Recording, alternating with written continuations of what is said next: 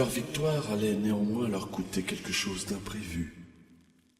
Alors que le dernier des 7 plus grands démons, la ville séductrice connue sous le nom de Succube, allait être scellée, elle échangea des paroles empoisonnées avec Hyperion. Le chef des anges n'avait pas confiance en elle. Cependant, ses paroles et ses affirmations sur la corruption des cieux et la noirceur qui se cachait dans le cœur des anges résonnèrent douloureusement en lui. Ces derniers auraient laissé le monde des hommes brûler tant que leur royaume aurait survécu. De nombreux anges n'auraient même pas réagi sans son intervention. Même s'il détestait l'admettre, il en vint à croire que la démone avait raison, que ses frères et sœurs n'avaient pas su défendre les idéaux et les valeurs qui leur avaient toujours été chères.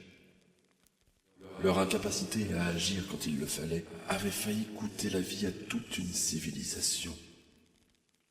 Cette seule pensée le révoltait, et il exigerait des réponses. Lorsqu'il retourna dans les cieux, ses craintes et sa juste colère furent accueillies avec dédain et aversion.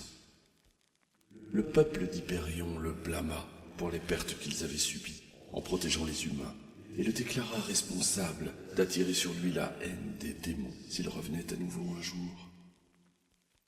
Ils le jugèrent coupable de manipuler ses frères et sœurs avec de fausses croyances et une soif de guerre inutile.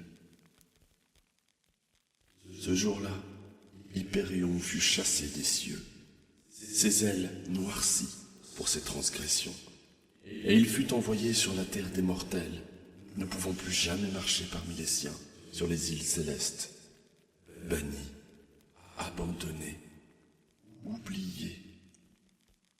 Il ne saurait jamais pourquoi les siens en étaient venus à le mépriser à ce point, pourquoi il n'écoutait pas un mot de ce qu'il avait à dire.